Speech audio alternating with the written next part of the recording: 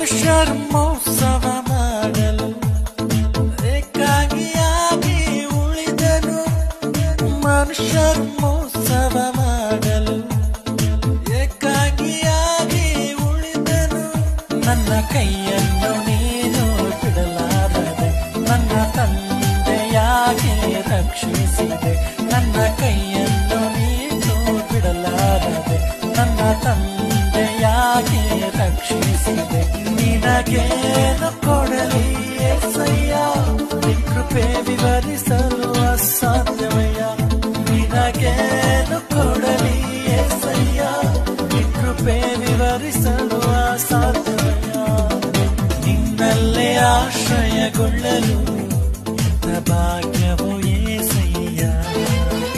ನನಗೆಂದು ಅವಮಾನವಾಗಲು